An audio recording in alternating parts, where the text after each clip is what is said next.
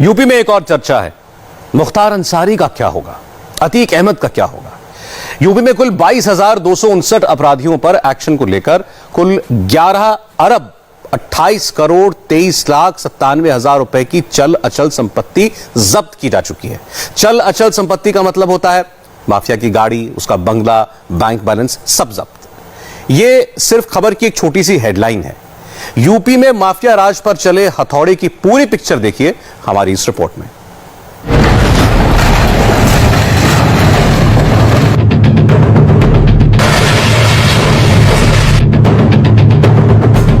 एक अरब 94 करोड़ 82 लाख 67,859 रुपए, 2 अरब में सिर्फ 6 करोड़ कम, यानी मुख्तार अंसारी की करीब करीब 2 अरब की संपत्ति जब्त कर ली गई या ध्वस्त कर दी गई।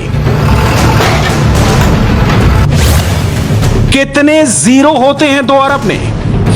1, 2, 3, 4, 5, 6, 7, 8 और 9 जीरो। यानी वो माफिया डॉन जो अब तक हीरो बना हुआ था, उसको योगी सरकार के एक्शन ने अब जीरो में बदल दिया है। पिछले 1 साल में योगी आदित्यनाथ की सरकार ने अवैध संपत्ति पर जो ताबड़तोड़ और धुआंधार एक्शन लिया है, उसका रिजल्ट अब सामने आने लगा है। योगी आदित्यनाथ की सरकार ने बाकायदा एक प्रेस नोट जारी करके यह बताया है कि उत्तर प्रदेश में किस माफिया की कितनी संपत्ति जब्त या ध्वस्त कर दी गई, और इस लिस्ट में सबसे पहला नाम है मुख्तार अंसारी का। यूपी पुलिस के प्रेस नोट के मुताबिक गैंगस्टर एक्ट के तहत मई 2021 तक वाराणसी, आजमगढ़ और मऊ जिले में मुख्तार अंसारी गैंग के 244 गुर्गों के खिलाफ कार्रवाई की गई। मुख्तार अंसारी या उससे जुड़ी हुई कुल 1 अरब 94 करोड़ 82 लाख 67,859 रुपए की चल अचल संपत्ति जब्त कर ली गई या फिर ध्वस्त कर दी गई। लखनऊ, प्रयागराज, वाराणसी, सीतापुर, मऊ और गाजीपुर में मुख्तार, उसके रिश्तेदारों और उसके गुर्गों की एक एक अवैध संपत्ति को धूल में मिला दिया गया।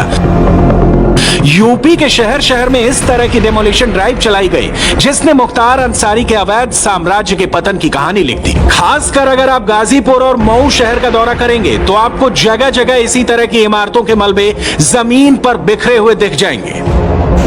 जरा मऊ में मुख्तार अंसारी के इस पेरिस प्लाजा की तस्वीर देखिए। यह मुख्तार अंसारी के गुर्गे का मॉल था जो अवैध तरीके से बनाया गया था, लेकिन अब पेरिस प्लाजा के निशान सिर्फ मलबे के रूप में नजर आ रहा है। यानी मुख्तार का माफिया राज जो कभी बुलंदियों पर आसमान छू रहा था, आज सिसक कर दम तोड़ रहा है। मुख्तार अंसारी तो सिर्फ ट्रेलर था। यूपी पुलिस के डेमोलिशन ड्राइव की असली पिक्चर अब देखिए।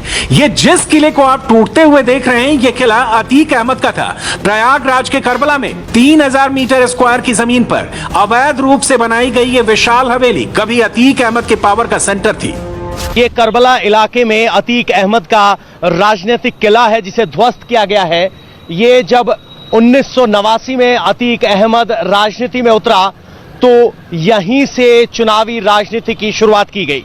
प्रशासन की तरफ से कहा गया कि इस बिल्डिंग का कुछ हिस्सा अवैध है। बिल्डिंग का नक्शा 2004 में पास करवाया गया था, लेकिन पैमाइश के बाद बाहर के इलाके में जो हिस्सा बना है उसे तोड़ दिया गया है। आपको बता दें कि यह कार्यालय 1500 वर्ग गज में बना हुआ है और इसी कार्यालय में अतीक अहमद अपना राजनीतिक दरबार लगाते थे।